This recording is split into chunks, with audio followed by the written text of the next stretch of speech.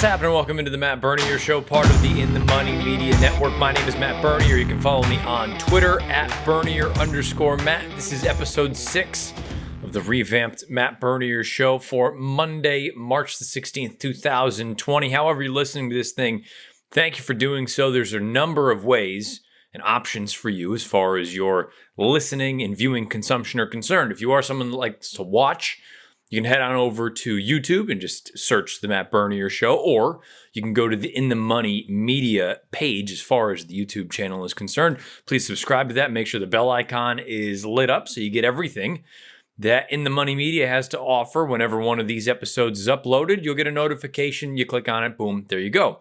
If you are someone that likes to just listen to things, number of ways for you to do that as well, whether it's Apple Podcasts, whether it's over on inthemoneypodcast.com, along with all the other In the Money properties, whether it is the In the Money Players Podcast, whether it's the Red Board Rewind, whether it's the In the Ring Podcast, you name it. Number of different things over there for you to find. And again, inthemoneypodcast.com. Plenty of ways, though, for you to find all of these things. And however you listen, please rate, review, and subscribe. This obviously a bit of an odd time, not just from a racing standpoint, but just worldwide. I mean, we got bigger things going on other than just horse racing and sports in general, with coronavirus doing a number on everyone at this point. So that has to be obviously the sort of opening piece here. I'm not going to spend a ton of time on the virus itself and the disease itself because, look, I'm not a doctor. I know about as much as you do, and probably as far as many of you are concerned, I know less than you do. There's only so much that I trust coming from certain things on the internet. So I'm just kind of whatever the government and the CDC and folks are saying, that's kind of what I'm trying to abide by. But again, I'm not someone whose opinion really should matter about this sort of thing, about the actual illness itself. That's something that you should be worried about and sort of reading up on from educated people. It does affect horse racing, though, and at the end of the day, that's what all of you folks are here watching and listening for. Horse racing information, horse racing topics, and conversation. So we'll talk about that. How does this potentially affect horse racing going forward? Now, I'm recording this open here at 11:38 on Monday morning, Monday the 16th. Nothing has been announced yet. The things that have been announced, a number of jurisdictions are being shut down as far as gatherings of 50 people or more. New York has done it. Here in Massachusetts, where I live, that has gone into effect. But now you're starting to see casinos and racetracks close up. I know overnight Oaklawn Park announced that they are going to run through March the 30th without any spectators. Maryland has closed up shop. New York, I would imagine, is going to follow suit now that this sort of new thing is pushed through, where gatherings of 50 or more people, no dice. I think this is probably a precursor of things to come. And look, if this is what it takes to kind of nip this thing in the bud right now, let's do it. Let's just sit it out for a few weeks and try to right the ship. Oaklawn, we'll see what happens there. That's tentatively what their plan is. If things change dramatically over the next few days, or heck, even this afternoon. And that's why I'm saying this is being recorded right around 20 to 12 on Monday morning, the 16th of March, because there is some of this opening piece here that could be obsolete. And I think there's a real chance that one of these topics at least is. By the time you listen to this or watch this, whether it's Monday night or Tuesday or whenever you typically listen to this. As far as the big race, the Kentucky Derby, the Run for the Roses. When Bob Baffert, after Charlatan, and let me just give you a little rundown. We'll talk about the Derby and just racing ramifications as far as coronavirus is concerned, but then we will pivot to the actual racing itself that we've already seen, go over the stakes races from this past weekend, including the Rebel, the Beholder Mile, the Azeri, the Hurricane Birdy, and the Jeff Ruby Stakes. I'll also have to touch on Charlatan, no question about it. And then we'll wrap things up with pick history, updated there, and the Q&A segment as well. So anyway, back to where we were. When Bob Baffert is quoted in a Louisville Courier-Journal story after Charlatan's smashing victory in his first try going 2 turns Saturday evening, when he's quoted saying he's hearing June or September for the Kentucky Derby. When I read that, I think, well, he's not just hearing it. He's probably being told that by the powers that be. Because I maintain it was similar to what I brought up earlier last week on Twitter when the NCAA tournaments were canceled. The men's and women's tournaments were canceled. But prior to them officially pulling the plug, Duke and Kansas had announced that as sort of entities, schools, they were not going to allow their athletic teams to travel. And I said, the NCAA tournament's not happening. The men's tournament is 100% not happening, and the women's tournament is probably not going to happen either. And I said, if Duke's not playing, they're not going to have the tournament. And I had someone come back to me and they go, well, Duke is in every year. It feels like it's a rite of passage. Let somebody else. That's not the point. The point is the one of, if not the marquee brand as far as college basketball is concerned. And I don't mean to get into a sort of a what match back and forth between who is the marquee brand. I know there's Duke. I know there's Carolina. I know there's Kentucky and Kansas and Michigan State. And you name it. There's a million different ones. And I'm sure I'm omitting people. And that's not the point of this. But the idea is if you're going to be missing at least one and then Kansas comes out and follows suit, you're missing two of your marquee brands. That tournament's not going to be played without your marquee brands. The Kentucky Derby is not going to be run without their marquee brands. And their marquee brands, whether we want to admit it or not, it's not necessarily the horses because the horses are only here for this long. The marquee brands are the names and faces that everyone is accustomed to and knows and can recognize. Most notably, the guy with the white hair, Bob Baffert. Another guy with, I suppose you can call it white hair, Todd Pletcher. I don't mean that in a negative way.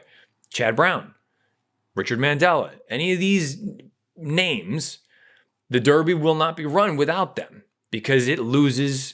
I know the event itself is still bigger than the individuals participating, but it still matters. So when Baffert's saying he's hearing June or September, that's an informed opinion. He's probably been talking back and forth with the folks at Churchill Downs, and that seems more likely than not. I'm saying this again. I can't stress this enough. Now it's about 11:45. I have a reliable source that tells me that the race is going to be run in September. It's not official yet. But you're seeing other folks out on social media start to sort of float that out as well. You're seeing that the Labor Day weekend hotels in Louisville are basically non-existent anymore. And if they are, they're through the roof price-wise. Usually where there's smoke, there's fire. So do with that what you will. And I'm sure by the time this comes out on Monday, there'll have already been an announcement of when the race, if it is indeed going to be postponed, it seems like it's going to. But if it is indeed postponed, when it will be. I feel like there's enough smoke to think that it's going to be early September. I would imagine the first Saturday in September. So a little bit of a wrinkle. Now, what does that mean for the rest of the Triple Crown and the rest of let's just use the 3-year-olds because the Derby doesn't have an immediate impact on older horses. Obviously, the 3-year-olds are the ones that can partake in the race. So how does that shake up the Triple Crown in general? Well, if we're talking about the Kentucky Derby likely being postponed because of coronavirus, you have to assume the Maryland Jockey Club is going to be looking at it saying, what's the likelihood that everything will clear up 2 weeks beyond the Kentucky Derby for us to run the Preakness? I mean, again, this is nothing more than speculation and conjecture, but it seems pretty unlikely. I feel like at this point we're all sort of, I mean, doesn't the beginning of June feel like a air quotes safe? And I'm not a doctor. I don't know the trajectory of these things, but if we all do what we're supposed to do, kind of lay low for a few weeks, let this thing kind of, simmer down a bit. Maybe the beginning of June is a safe bet that we start to see sports starting to kind of be folded back into the day-to-day lives. And if that's the case, well, the Preakness is the second week in May. If the Preakness needs to be postponed, there are multiple pieces to that. Effectively, then the Belmont Stakes could be actually the first leg of the Triple Crown at 1.5 miles, which would be a little bit of a throw your head for a spin. The Preakness being postponed, theoretically, Pimlico's meet is this long. So let's say it needed to be postponed until June or July. They'll be back at Laurel at that point. Does that mean that the Preakness, after all the news stories and speculation that we had heard and been speaking about for, it seems like years now, about the possibility of the Preakness moving to Laurel, but now the city of Baltimore and Stronach Group, they're working together to try to revamp Pimlico in the years to come, however that shakes down. Wouldn't it kind of be ironic if the race ended up being run at Laurel, not by any of their sort of volition, but because of an outside factor that kind of forced everyone's hand? That was my first thought, is that if the Derby's going to get postponed, in all likelihood the Preakness is going to get postponed. If the Preakness gets postponed, Pimlico is probably not going to be running their meet at that point. Then does the Preakness have to shift to Laurel? When is the Preakness going to be run? Do you run it after the Belmont Stakes? So all of a sudden, does the Triple Crown for 2020 look like the 1.5 mile Belmont, the 1 3/16 Preakness, and then later on, the 1.25 mile Kentucky Derby? And in the midst of that, I wonder, how does that affect the other sort of marquee 3-year-old races? How does that affect the Haskell at Monmouth Park? How does that affect the Travers at Saratoga? How does that affect the Pennsylvania Derby at Parks? And what does all this mean at that time of year for the older horses? Now, I mean, it's been a trend that you're seeing fewer and fewer 3-year-olds take on elders before the Breeders' Cup. I mean, this year, if the schedule looks anything remotely like what I just laid out, you won't see 3-year-olds against older horses as far as the classic distance races are concerned. The Jockey Club Gold Cup, you won't see any 3-year-olds in that race this year. You won't see any 3-year-olds in the Awesome Again out at Santa Anita. You think of any of these, the Lucas Classic, which I know typically they have run. I believe the Stephen Foster has now been moved into September. You won't see any 3-year-olds in that race, because if the Derby is going to possibly be in September, the Travers theoretically is a few weeks prior to that. The Pennsylvania Derby is probably going to be run right on the Kentucky Derby or somewhere thereabout within a week or two. I mean, there seems like there would be zero chance that you would see 3-year-olds taking on elders before the Breeders' Cup. And keeping in mind that the Breeders' Cup Classic is going to be at Keeneland this year. So, there's a real scenario where for your top 3-year-olds, you end up with some sort of a campaign of the Belmont, the Preakness, and if let's say you run in the Belmont, run well enough, you don't win, Triple Crown's not a possibility for you. Maybe you bypass the Preakness. Maybe you wait for a race. Again, this is nothing more than me spitballing here, and I'd be curious what all of your thoughts are on Twitter at Bernie_Matt or beneath the video player on YouTube. Do you bypass the Preakness, or do you run in the Preakness and then you end up bypassing the Travers to be ready and fresh for the Kentucky Derby? Do you bypass the Preakness and run in a race like the Haskell in July and then run in the Travers leading into the Derby? But then the idea of, if you run in the Travers and let's say the Derby is in September, realistically, you can't run in both of those. I mean, the likelihood of that being a possibility, the Travers is the second to last weekend of the Saratoga meeting at 1.25 miles. And if, let's say, it is the first Saturday in September for the Kentucky Derby, you're going to run 2.25 mile races over the course of 2 weeks. And then you're going to have, 7 weeks before the Breeders' Cup Classic? I mean, it's certainly a monkey wrench that connections are going to need to factor in when plotting out campaigns for these top-level 3-year-olds. And the last piece I'll touch on with this is, how do these early season Derby preps for this year anyway, how do these ultimately shape things going forward, and what do these final preps look like? Are these races still going to be the end-all be-all as far as the points are concerned? Because, theoretically, your final prep would be something like the Lexington at Keeneland, but the chances of that having a direct effect on the Kentucky Derby, which wouldn't be for another, 4 months? Would you still be using this point standings, this point system as sort of your barometer of who gets in and who doesn't. And if that's the case, do you actually get more horses and connections that push to try to get in for these final round of preps? Again, knock on wood, hopefully we run them, because the chances of these horses staying sound and fit and happy over the next 4 months to get to that, if the Derby is still the end-all be-all, which in most cases it will be, do you have more people trying to get on the list, knowing that defections for the next 4 months are going to happen?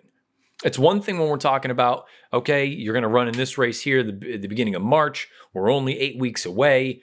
You know what? Some of these other connections are going to say, maybe we'll wait. Maybe we'll take our time with our horse and get him prepped for a summer campaign. But if all of a sudden the Derby, the main goal itself, is pushed back another 4 months, do you get those connections that would have typically been content saying, we're going to take our time, we're going to wait, we're not going to throw them into one of these Derby preps because we want to just kind of bring them along on their own? Do you have them take a chance, see if they can get some points, knowing that, you know what, even if we're not in the top 20, heck, if we're not in the top 25 or even 30, the likelihood of that group of 20 still being the group of 20 in September is so slim. So maybe all of a sudden there are some defections. And guess what? Maybe by that time, that horse that right now doesn't seem ready to go for a race like the Kentucky Derby the first Saturday in May, maybe by the first Saturday in September, that horse is a monster. So maybe you get connections that kind of push the envelope a little bit if this all ends up shaking out the way that it is. And I'll keep an eye on Twitter right now. But again, the chatter is that you could be looking at a September date for the Kentucky Derby. And if that's the case, then we'll see what happens. But I think it's a fascinating thing. It's unfortunate that we are in this position. And obviously, it's unfortunate we're in this position because of the reason that we are. But I'm curious what your thoughts are. Again, on Twitter, at Bernier_Matt, or beneath the YouTube player. Fascinating time. I mean, crazy times. Crazy times to be alive, but fascinating ramifications all around. Let me know what your thoughts are. Let's get to some of the racing from this past weekend. We'll kick things off with the big Derby prep, that being the Rebel down at Oaklawn Park. Sloppy mess in front of no fans because of coronavirus. Doesn't matter. Unfortunately, not more people in person anyway were able to see the show that Nadal put on. All of us got to see it, obviously, through the magic of the internet and things of that nature. Technology. It's a wild thing. Nadal, though, you want to talk about a performance and a horse that coming into this race, you can understand he ran really, really hard in that San Vicente in his most recent run. And that was, I had mentioned, I think that was actually the first podcast since I came back, the idea that he and Ginobili, they threw it down. That was a hard race between those two. And I was going to be curious to see how each of them exited that and wherever their next start was. Sounds like Ginobili, they're going to keep him going shorter, which I really, really like. I think he's going to be a really talented 3-year-old this year sprinting. Nadal, you expected them to stretch him out and try to find out what we've got here. He goes out there and sets a wicked pace throughout, a contested wicked pace early on with American Theorem, puts him away, and then continues on with his business and holds off a late run from Accession, who was 1,000,000 to 1 coming from dead last. The numbers aren't necessarily going to tell you the story with Nadal here from Saturday afternoon. Let's start with the fractions. 22.89, 23.11, 25.38. So that third quarter was definitely on the slower side, and he finishes in 33.59. 33.59 is really nothing to write home about, but when you consider that racetrack, sloppy going, 2 turns for the first time for this horse. Timeform US had the interior fractions color-coded red, so this was not a slow pace by any stretch. And then when you take a look and see that he had the second fastest come-home time, only behind Accession, who again came from dead last, this is a pretty major league performance from Nadal. 96 Beyer speed figure, 114 raw Timeform US rating, pace adjusted moves up to a 120. I mean, this was a really, really impressive effort from this horse. Now, I've heard from people whose opinions that I respect that pointing out that this has been sort of a path and a pattern for Baffert to send horses to the Rebel that aren't necessarily horses that have the ability to go longer as the distances stretch out and maybe the waters get a little bit deeper. I'm not arguing with that, but that doesn't change the fact that the run on Saturday was exceptional from Nadal. And if my mind serves me correctly, he has run some pretty big horses in the Rebel in the past that have gone on and been able to successfully stretch out and handle more ground. I believe American Pharoah took the Rebel to Arkansas Derby to wherever else path. So, and I'm not comparing Nadal to Pharoah, but it's not as though this would be a totally unheard of thing for this horse to be able to stretch out. Maybe he ultimately will be better going shorter, but you can't knock the performance that we saw on Saturday. That was arguably the best prep performance we've seen to date. May not have been the fastest on the final time, but I think when you factor in, and that's an important piece of handicapping, the number, look, I am someone that firmly believes in the numbers. Whatever figures you want to use, I think they're all valuable. I prefer to have more than one so I can sort of compare and contrast. But there's more. There are ways that the figures are earned. And this, if you just want to use the buyer as the number, that 96 is considerably better than the 96 would indicate if you were just someone that opened up the racing form one day and saw that number and said, wow, it's a good race. No, it's considerably better than what that number suggests. That's part of the piece that I enjoy with Timeform US. And having said that, I prefer to see the raw number and allow myself to interpret whether I think it was actually upgraded or not. But if you're someone that really is sort of on the time crunch and you're just trying to find a bit of a hack to get through there and say, well, was this number X, Y, or Z? Timeform US goes ahead and does that. They factor in the pace situation into their final rating, which again, in this instance, pace adjusted would have been a 120 for Nadal. So a big effort from him. Saw some folks chirping about Basin, saying that this was a good effort for him, a good starting off point. I won't argue that it's a good starting off point. He did get shuffled a little bit on the far turn when American Theorem started backing up, but I don't think it was anything outrageous. I don't think it was anything that really cost him too much. He finished kind of flat, in my opinion. I thought everyone else essentially in this race outside of Nadal was just sort of up and down. I thought it was nothing wild. He can certainly move forward because it was his first start since the hopeful. You would imagine he needed this race to get a little bit tighter, but boy, he's going to need to move forward in a pretty significant way if he's going to be a major threat here as a 3-year-old. Because again, I feel like week in and week out, keeps kind of adding to the narrative. This is a really talented group right here. So we'll see what happens. I think Basin, if you still believe, I'm not going to try to talk you off of him. If you're someone that needs to be convinced of him, I'm not going to be the one to do that because I thought it was a fair effort. I don't think it was anything to write home about. Nadal's A+. Charlatan, you can make the case was the star of the weekend. He takes on winners for the first time. He stretches out to 2 turns for the first time. He gets out there. I thought there were fair fractions. I don't think it was a blistering pace. I don't think he was walking either. For a mile for a horse clearly of this talent level, 46-4 is fair. 46-4 going a mile and a quarter is a different story. 46-4 at a mile, uncontested as well. It's a fair pace. It's nothing crazy. But the thing that was most impressive to me about Charlatan, I didn't think he looked fantastic on the turns. And I've brought this up a few different times in different instances. The concept of turn time. And it's a Tom Brohammer, Sarton methodology sort of concept and idea. And I recognize if you're truly looking at turn time, it's more about the velocity ratings than necessarily just using your eye. But I think you can use your eye. There's a reason that certain horses, it looks like they are moving faster on the turns than others and they can make up ground. It's because they are. They can handle the turns better than other horses can. I've used Bravazzo in the past, and right now he's not a good example because he's just not in good form.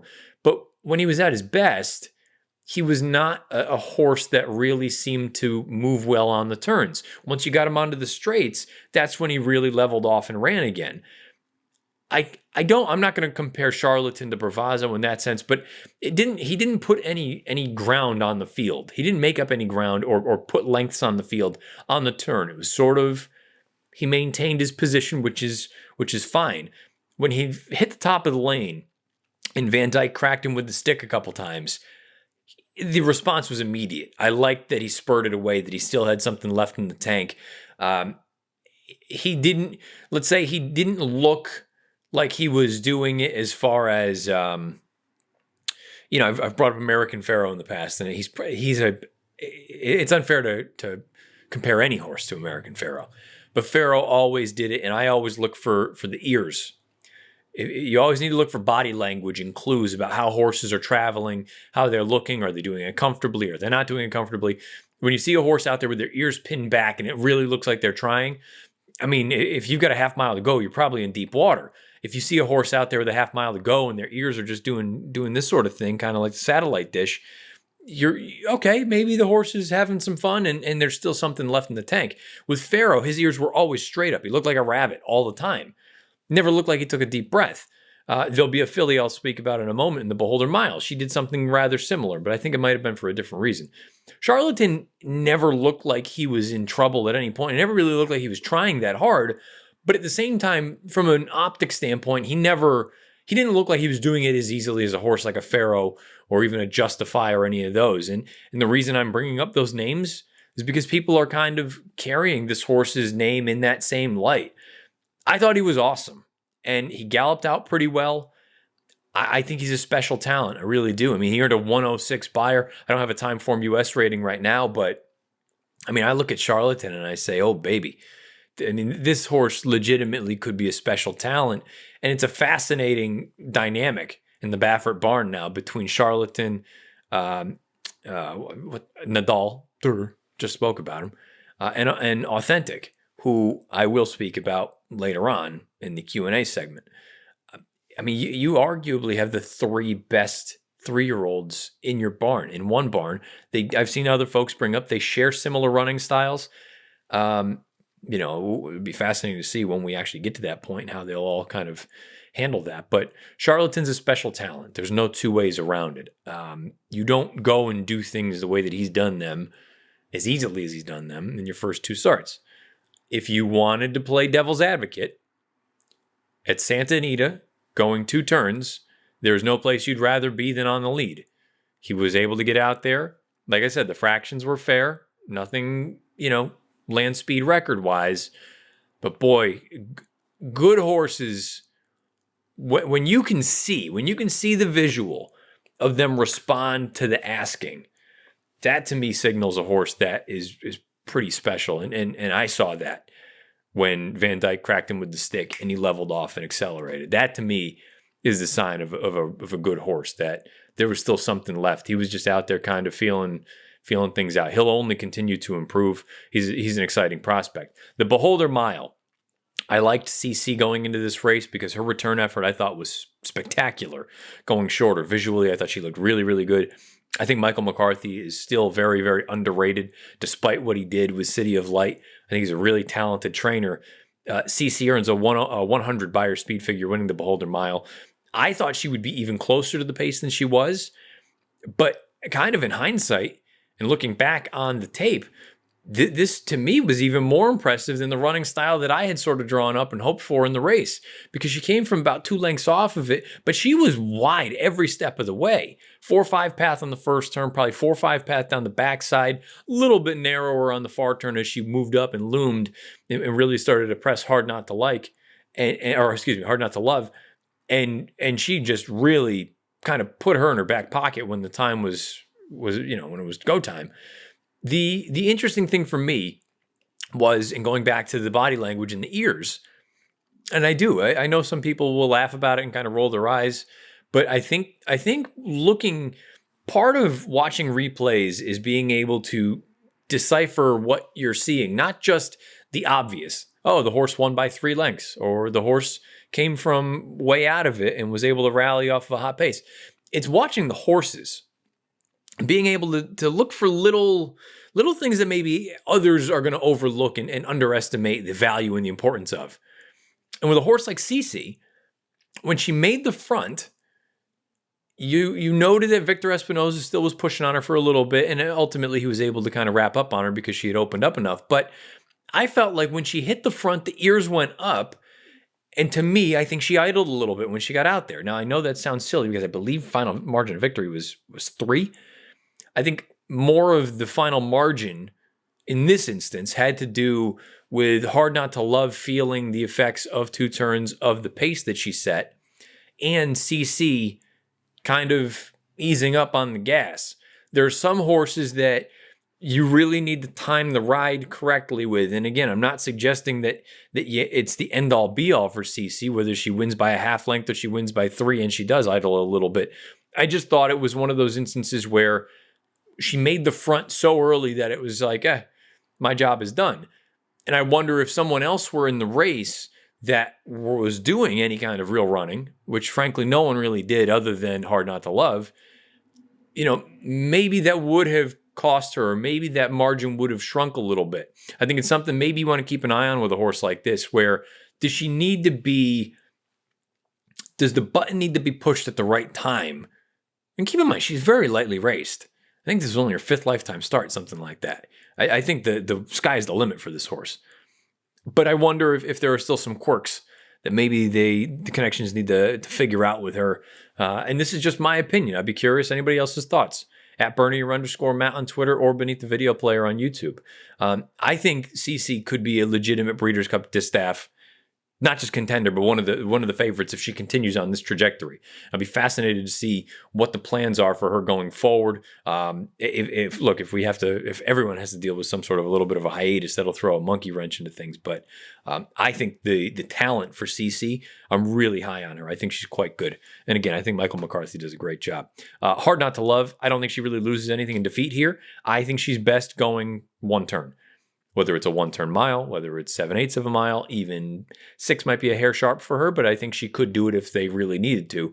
Good news is for the fillies and mares, the big races as far as sprints are concerned are at 7/8. That's her bread and butter. She loses nothing in defeat here. She's at a legitimate pace. Turn her back to 1 turn. I think she's good to go. More speed. The Azeri, Serengeti Empress bottoms out the field. 101 buyer, 119 time form US rating, geared down late. Perhaps the complexion of the race changes a little bit when Emma, who is likely to be, albeit an overmatched foe, is likely to be the pace that would push Serengeti Empress early on. When she dumps the rider out of the gate, Serengeti Empress is able to get out there. Now, having said that, she went fast throughout, and I thought it was a good ride from Talamo. I say it week in and week out, use your best asset. Your best asset is speed. I think it's pretty clear at this point that Serengeti Empress is a need-the-lead type. So if that's the case, even if it means dueling yourself into submission, I'd rather you get out there and go and have it not work out, but you use your best asset as opposed to trying to get cute, rate the horse, try to bring the rest of the field into the run. Just go. Just go, because you know what? If it doesn't work, so be it. But if it does, you're going to be able to bottom a field out, and it's going to make it really difficult for anybody else to try to run you down. I'd rather you do that, do what Talamo did, and say, whether it works or not, we're using our speed to our biggest advantage. I mean, that's what a horse like Serengeti Empress is blessed with. Wicked early speed going 2 turns. And if there's no other speed in the race, she's dangerous in any race that she runs in. If there is other speed, it's going to make life a little bit more difficult for her. Perhaps you want to give Street Band the benefit of the doubt for this race. Didn't love that she was a bit late with the lead change, but Street Band is a horse that likes to make one run. And by default in this race on Saturday, she was forced to take up the chase. I don't think that's necessarily her preferred running style. She didn't run well. Don't get me wrong. I'm not building an excuse. None of the other girls ran all that well. You can question, did they handle the racetrack, whatever it was. But Street Band's best game is when you take her back and you make that run, as opposed to being the one taking up the chase. Maybe that's a reason that you want to give her the benefit of the doubt. If you don't, I'm not going to blame you.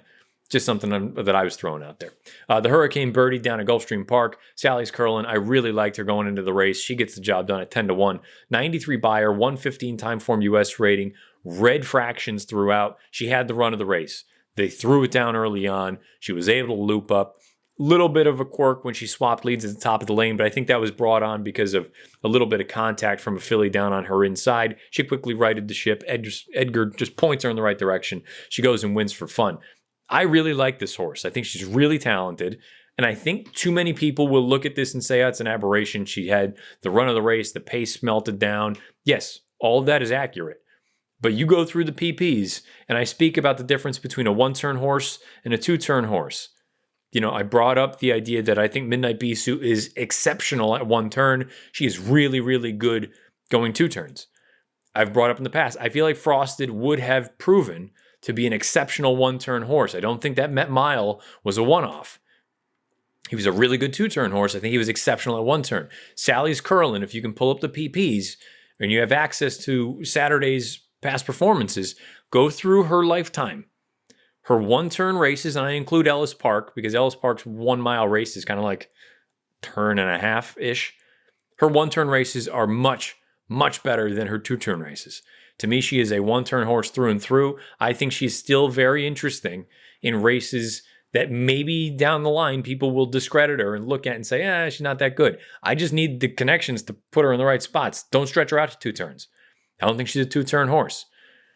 Point for races like the Madison. Maybe that's a little bit quick now. Point for races like the Humana Distaff. Any of these races going forward, these one turn. And if you want to try to stretch her out to a one-turn mile and an eighth, maybe a race like the Beldame does work.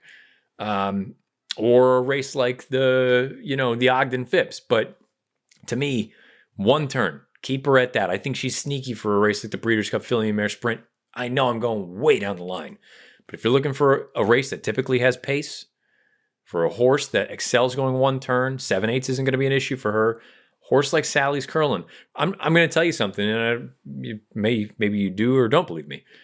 I had a trip on her, a note, that had she run in the Breeders' Cup Filly and Mare Sprint, I would have picked her.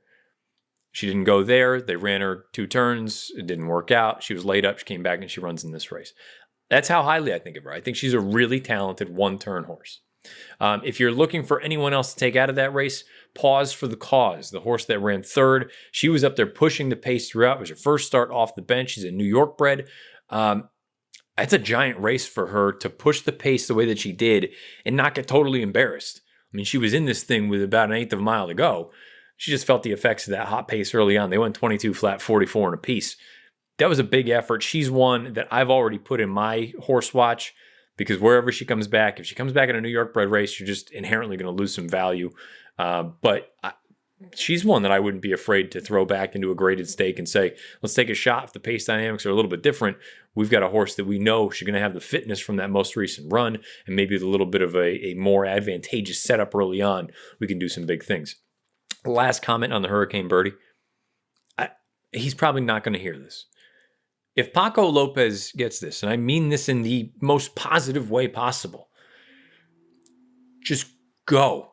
He rode Pause for the Cause. And Paco always does this. He's always looking under his shoulder, looking for... Just go, bud. Go. Because you still need to get to the wire first, whether they're running behind you or not. Just ride. I always bring up sort of the example. I played baseball my entire life. I coached for a little bit. When you run to first base, run through the base. Don't worry about what the hell's happening out here. Don't worry if the shortstop boots it. Don't worry if the third baseman made some wicked, backhanded play and he's trying to make a wild throw as he's going into foul territory. Straight, look at the bag and run through it. And then obviously, if you're just running through the bag, peel out into foul territory. Because if you turn in, you're into the field of play. You're live.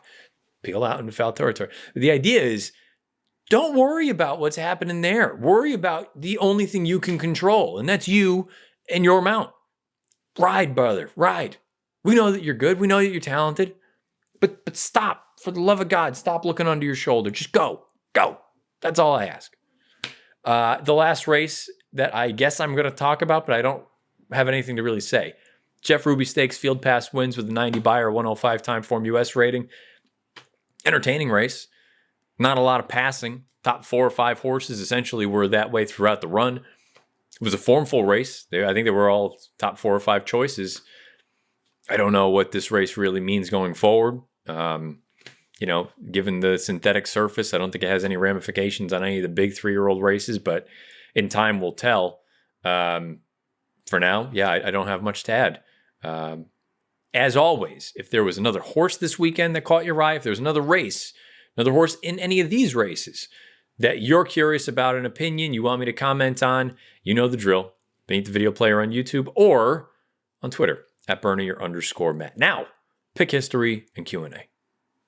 Let's wrap up episode 6 with the updated pick history along with this week's Q&A. As far as the pick history is concerned, I spoke about it last week. Off to a bit of a slow start. The percentages are a little bit low. Obviously, the ROI was low. Small sample size. Things are going to change. I expect the numbers to go up. This weekend helped kind of, right the ship a little bit. The sample size now is 33 selections. From a win standpoint, 21% winners with a 220 ROI. Overall, you'd be up 10%. $66 wagered, $72.40 have been returned. So into the black, which is good. The win percentage is still a little light. I expect that to be in that sort of, as I said, somewhere in the 22, 23 to 25, 26 on a good run kind of range. So it's not far off, but it's still a little on the light side. The ROI, obviously, it's going to fluctuate more when the sample size is smaller. As the sample size continues to grow, going to certainly need to be more consistent in order to keep it close to the break-even sort of threshold of $2. So obviously it's always good when you're in the positive, but still a long way to go. Still a relatively small sample size, but nice to finally get back up over the other side. As far as the win play show is concerned, 48%, which is, I know for a fact that's low. That should be, based on my history in the past, that should end up being around 55, 56% when it's all said and done. So still some room to go there. 174 ROI, that would be down 13% overall. $198 wagered, $172.30 returned.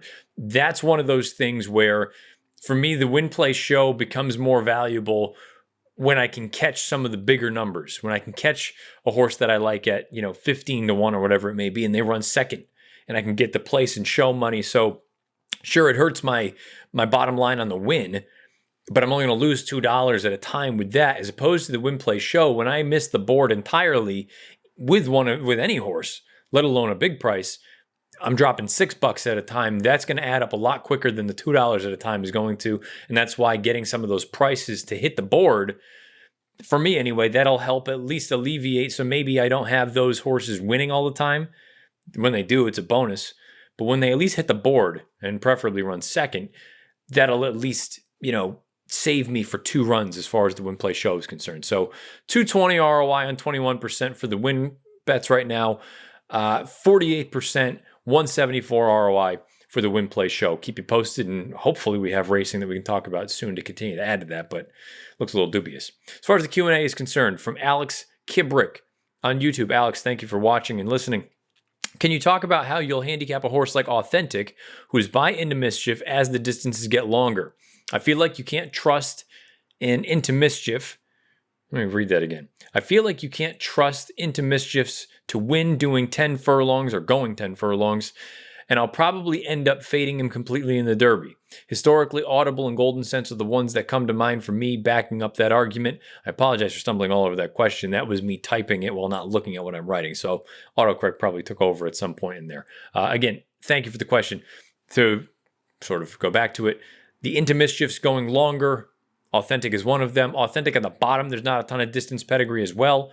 So how do I handle them going longer? Obviously, now the schedule could be a little bit in flux, but I went back and watched the San Felipe. He looked very comfortable going out there and winning at 1 mile and a 16th. He looked very, very nice on the gallop out. I still believe when I look at a horse and the way that they move and the pedigree and things of that nature, I prefer a horse like Honor AP out of that race. I think added ground will only be to his benefit. And as you alluded to, Alex, you go through and look at some of the best horses that a stallion like Into Mischief has had. For the most part, they're middle distance types. They're milers, 1 mile and a 16th, maybe 1 mile and an 1/8, but I mean, that's pushing it. And obviously 7/8 of a mile and in that ballpark. When I look at him run, he looks very athletic. He looks like the kind of horse he's one. I was just speaking about the ears situation. He had his ears up playing on the far turn. Santonine is always such a difficult read for me with any of these horses because speed always does so well, but especially going 2 turns. And Authentic has been out there all the time, going 2 turns on the lead. So does The distance may get mitigated a little bit at a track like Santa Anita because just the natural profile is going to continue to sort of carry them along. When I look at him and I see him on the track, I wonder, I'm like, well, maybe he's going to end up being sort of, is he more of the 1.125 type as opposed to the Charlatan? And then you see someone like a Nadal, and I feel like he could be anything. I feel like he could go longer. Maybe he is still best going shorter. His pedigree would suggest distance isn't going to be an issue. This horse is the one with the pedigree that I look at and I go, I don't know how confident I would be going longer. And I guess the most simplistic way for me to answer the question, and I'm curious what all the other viewers and listeners have to say. It all comes down to price. So thus far, he's looked good. Doesn't look like the distance has been a problem for him at any point. He continues on very, very nicely. Would I want to settle for him as the second choice or the favorite or the third choice, going 10 furlongs for the first time against, let's say, theoretically other horses that maybe their pedigree suggests that they're going to improve as the distances get longer, whatever the case may be? I don't know that I'd want to settle for that. So I know it's not a great sort of explanation, but that's where I stand with this horse. I think he's talented. I don't think the distance is a major issue right now. I just don't know that I'd need to find out at a short price that 10 furlongs isn't his bread and butter. I hope that is a substantial and suitable answer for you, Alex. Thank you again for listening and watching. And I'm going to need to nip this thing because my battery's about to die. So for those of you that have listened or watched, thank you for doing so. Wherever you take this thing in, please rate, review, and subscribe. Follow me on Twitter at Bernier_Matt. Questions, comments, concerns beneath the video player on YouTube or directly to me on Twitter. Please stay safe in this time of uncertainty and unknown. Do your due diligence, wash your hands, stay on top of things. Whatever the higher powers are telling us to do to be safe, please do them. This coronavirus is no joke. I'll be back on Monday talking about something as far as racing is concerned. Stay safe. Best of luck. There's not a lot going on this week, but I will say it. Best of luck however you play, whatever you play, and wherever you play. This has been episode 6 of the Matt Bernier Show, part of the In the Money Media Network.